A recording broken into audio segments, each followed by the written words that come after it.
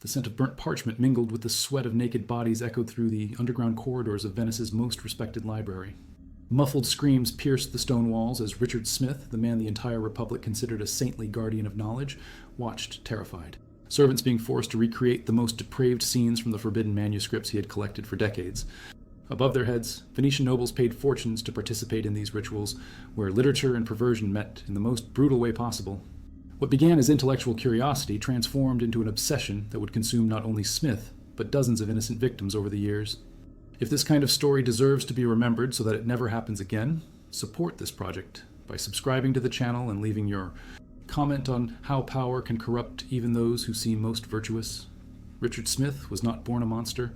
Son of respected merchants, he dedicated his youth to studies, mastering Latin, Greek, and Arabic before the age of 20. His reputation as a scholar secured him the most prestigious position in the Republic of Venice, chief guardian of the Great Marciana Library. For 15 years, Smith maintained an impeccable routine. He arrived before dawn, cataloged newly arrived manuscripts from the Orient, and received scholars from all over Europe with exemplary courtesy. His always sober clothes, his polished reading glasses, and his gentle manners won the trust of patricians and clergymen. But the library's basements held secrets that not even the Doge suspected. Erotic texts confiscated from the Inquisition, Arabic manuscripts on sexual practices, Greek parchments describing Dionysian rituals. Material that should have been destroyed, but which Smith preserved under the pretext of historical value. What began as academic fascination soon turned into something darker. Smith discovered he could profit from these forbidden texts. Bored nobles paid generously for private access to the material. Discreet encounters in the basements became regular events. The transformation was gradual, almost imperceptible. First, just reading accompanied by fine wine. Then, discussions about the techniques described in the texts. Before long, Smith was organizing stagings where courtesans played out the most explicit scenes from the manuscripts. Demand grew. Patricians brought bored wives. Smith discovered a terrible talent for satisfying the most secret desires of the Venetian elite. His library became the most sophisticated brothel in Europe, disguised under the veil of erudition. But the courtesans were not enough for the increasingly extreme appetites of his clients. The ancient texts described practices that required reluctant participants. Smith began recruiting young servants, promising honest work in the library. Instead, they found themselves trapped in the basements, forced to satisfy sick fantasies inspired by 2,000-year-old manuscripts. Smith's operation was not just about sex. The texts he preserved were not just erotic literature, they were manuals of domination. He studied every line, every technique, every method of breaking human resistance. In the marble corridors of the library, scholars debated philosophy. In the damp stone basements, Smith applied lessons learned from Byzantine parchments on how to extract obedience through systematic humiliation. Young people who arrived seeking employment became sexual slaves of a corrupted elite. Smith's clients were not just common perverts. They were powerful men who discovered they could buy any fantasy, no matter how brutal. Senators who voted moral laws during the day participated in orgies inspired by the most depraved texts of antiquity during the night. Blackmail was inevitable. Smith kept detailed records of each client, each perversion, each crime committed in the basements of his library. Illustrious names of the Republic of Venice were at his mercy. Who would dare denounce a man who knew all their darkest secrets? For years, the system worked perfectly. Smith accumulated unimaginable wealth. Scholars from all over Europe continued to praise his work of cultural preservation. The irony was cruel. The man who saved books from destruction was destroying human lives. But secrets of this magnitude never remained buried forever. Families began to question the disappearance of young servants. Rumors whispered in taverns took shape. The very nature of Smith's business guaranteed that sooner or later someone would speak. The situation became untenable when one of Venice's most powerful families discovered that their own son had been a victim of Smith's experiments. The young patrician, traumatized by the experiences in the basements, confessed everything to his father on his deathbed. Revenge would be swift and silent. Smith's downfall began with small signs. Loyal clients canceled appointments without explanation. Loyal servants abandoned their posts during the early hours. The empire of fear he had built began to crumble. On a cold March morning in 1547, Smith woke up in his private cell in the library's basements with a bitter taste in his mouth. The previous night's wine had a strange taste, but he had drunk it anyway. His hands trembled, his vision darkened. In the manuscripts he loved so much, he had read about oriental poisons that killed slowly, painfully. As Richard Smith agonized alone in the same basements where so many young people had suffered, other equally respectable characters maintained even darker secrets in convents, palaces, and consulting rooms throughout Europe. Respectability has always been the perfect mask for the most uncontrollable vices of human nature. The convent of Santa Maria de la Consolacion was a beacon of virtue in Bristol. Its white towers rose against the Dorset sky as symbols of Christian purity. Pilgrims traveled hundreds of miles to receive the blessings of Mother Superior Elizabeth Moore, a woman whose devotion was legendary throughout England. Sister Moore had dedicated her life to the service of God since the age of 17. A war orphan, she found in the convent not only shelter, but purpose. Her exceptional intelligence and dedication to the poor quickly caught the attention of ecclesiastical authorities. At 30, she already directed the most respected monastery in Suffolk. Under her leadership, the convent prospered.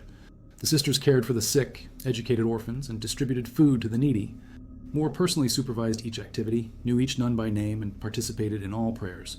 Her reputation for holiness crossed borders. But holiness and perversion sometimes inhabit the same heart. In the private quarters of the Mother Superior, far from the eyes of the other nuns, Moore kept secrets that would make even the most experienced. Inquisitors tremble in horror. It all began with a young confessor sent by the diocese to assist in the confessions of the younger nuns. Father George Taylor was handsome, educated, dedicated. Moore felt something she had forgotten since her youth, carnal desire. But instead of suppressing these feelings through prayer, she decided to explore them. Conversations about theology that stretched into the early hours, private study sessions where bodies approached accidentally. In a few months, Moore had completely corrupted the young priest, turning him into her first sexual slave. Taylor was just the beginning. Moore discovered a terrible talent for identifying vulnerable men, lonely pilgrims, young merchants, visiting priests. They all ended up trapped in her web of seduction and blackmail. The convent that should have been a symbol of chastity became the Mother Superior's personal harem. The secret quarters were built gradually. Moore convinced the diocese that she needed spiritual retreat spaces for deep meditation. In reality, she created a luxurious prison where she kept her male captives. Men who arrived seeking spiritual guidance found themselves trapped in an existence of sexual servitude. Each man received specific functions in Moore's scheme. Some served as personal lovers, others as executors of humiliating tasks, some simply as objects of contemplation during her nightly meditations. The Mother Superior had created a system where she could satisfy any carnal whim disguised as religious practice. The falsified documentation was Moore's masterpiece. She personally forged death records, farewell letters, even family correspondence, explaining prolonged missionary trips. Families believed their sons were preaching the gospel in distant lands, when, in reality, they lay imprisoned in the basements of a convent. The psychological control that Moore exerted over her victims was absolute. She combined physical seduction with spiritual manipulation, convincing the men that serving her desires was a form of sacred penance. She quoted biblical passages out of context, created pseudo-religious rituals to justify the most extreme perversions. For years, the system worked perfectly. The retreat quarters were a forbidden area, accessible only by the Mother Superior. Moore maintained a facade of impeccable devotion during the day, while satisfying her darkest impulses during the nights. The first chink in Moore's armor appeared when one of the captives managed to escape during a security lapse. Edward, a young fabric merchant who had arrived at the convent seeking blessing for his trip, escaped after 6 months of captivity. His denunciation to local authorities was initially met with skepticism. Who would believe that the saintly Mother Superior of Bristol could commit such atrocities? Edward was initially treated as insane or a heretic. But his detailed description of the secret quarters, the other prisoners, the perverse rituals was too specific to be invented. A discreet investigation was initiated. The discovery of the hidden quarters shocked even the most experienced inquisitors. 7 men were found in deplorable conditions, some so traumatized that they could no longer speak. Moore's falsified records were discovered, revealing an operation that had lasted more than a decade. The evidence was overwhelming. The scandal threatened the very church in the region. The sentence was swift, death at the stake for heresy, perversion, and false holiness. But even condemned, Moore maintained an icy arrogance, insisting that her actions were a misunderstood divine mission. As the flames consumed the woman who for years had deceived an entire city, other equally respectable predators continued their activities in royal palaces, using medicine as a pretext to satisfy even sicker obsessions. The trust that society placed in certain positions of authority has always been the perfect tool for the worst types of human exploitation. Dr. George Taylor walked through the gilded corridors of the Bavarian royal palace with the confidence of someone who saved lives daily. His reputation as a miracle doctor had spread throughout Europe. Ladies of high society considered it an honor to be treated by his supposedly blessed hands. What they did not know was that each thorough medical examination, each innovative treatment that lasted hours, each specialized procedure, performed in private consulting rooms, served a sick obsession that Taylor had been feeding for more than 20 years. His true specialty was not curing diseases, but systematically exploiting the female body under the pretext of medicine. Taylor had developed a perverse methodology disguised as science. He created medical instruments that did not exist in any manual, invented imaginary conditions that required prolonged intimate examinations, elaborated theories about female imbalances that only he could diagnose and treat. His victims came from all walks of life. Countesses seeking treatment for female melancholy submitted to hours of physical manipulation that Taylor called restorative therapy. Peasant women desperate for a cure for unexplained pains accepted any procedure the famous doctor recommended. Taylor's private office was a torture chamber disguised as a medical center. Examination table padded with discreet chains, instruments created specifically to prolong discomfort, mirrors positioned strategically so that he could observe each reaction of his patients, all justified as revolutionary medical equipment. While Taylor kept detailed records of each session in secret diaries written in code.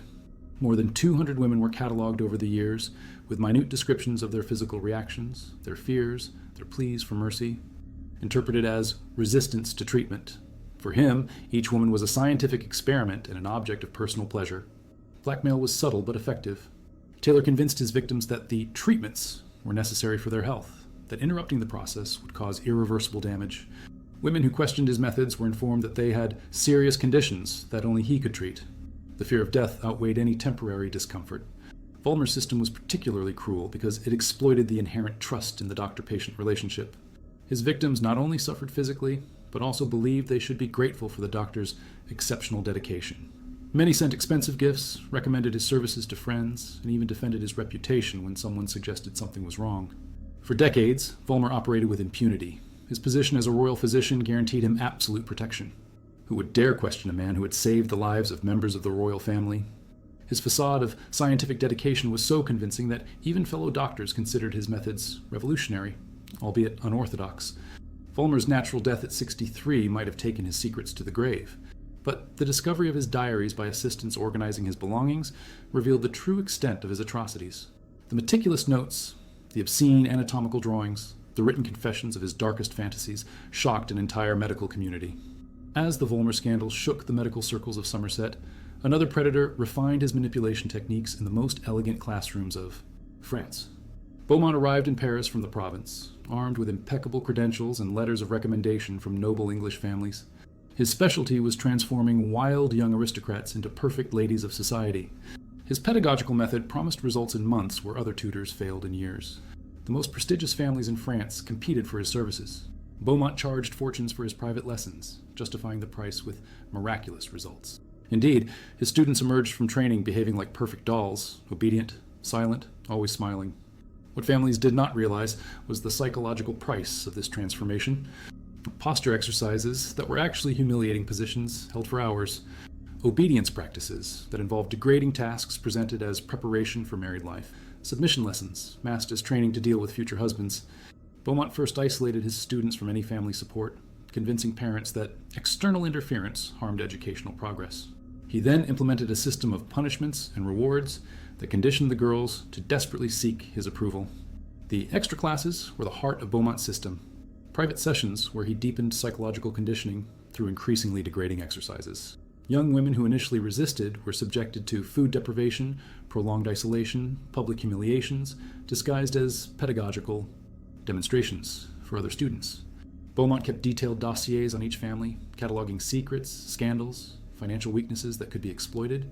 When parents began to question his methods, he simply insinuated that he had discovered inappropriate behaviors in their daughters that could ruin the family's reputation if made public. Families preferred to hand their daughters over completely to Beaumont's care than risk scandals that could destroy carefully planned marital alliances. The victims themselves were trained to defend their tormentor, sincerely believing that he was saving them from their own flaws. For years, Beaumont operated his factory of female submission without interference. His former students married powerful men, maintained absolute silence about his methods, and even recommended his services to other families. The cycle of abuse perpetuated through generations of women conditioned to accept any treatment as normal. Beaumont's downfall began when 3 of his students committed suicide in the same week. Grace, daughter of a duke, threw herself from the highest tower of the family castle. Sophie, from a family of bankers, was found drowned in the lake on the property. Emily simply disappeared, leaving only a letter begging forgiveness for not being able to be the perfect daughter everyone expected. Investigations revealed that the 3 young women had undergone Beaumont's intensive training in the months leading up to the suicides. Grieving families began comparing experiences, discovering disturbing patterns. Beaumont's facade of respectability began to crumble when courageous witnesses finally found their voice. Beaumont fled to London before authorities could arrest him, but his reputation had preceded him. Exiled, without clients, pursued by vengeful families, he was found dead in a dirty alley in Whitechapel, apparently beaten to death. Popular justice had taken the price of decades of atrocities, disguised as refined education. While Beaumont faced his violent end in the streets of Newcastle, another predator continued to operate with impunity in the streets of Liverpool, using Catholic confession as a tool to satisfy voyeuristic obsessions that grew with each day. Father Thomas was the personification of Christian virtue in the streets of Liverpool. His homilies attracted crowds. His dedication to the poor was legendary. His ability to heal lost souls had become famous throughout England. Faithful traveled from distant villages just to confess their sins with the Holy Father, who could cleanse any stain on the soul. What these faithful did not know was that their most intimate confessions fueled Thomas's sick fantasies for more than 15 years. Each account of sexual encounter, each description of sinful desire, each confession of marital infidelity was mentally recorded by the Father to be relived later in the solitude of his room. He pretended not to understand vague confessions, demanding minute descriptions to determine the severity of the sin.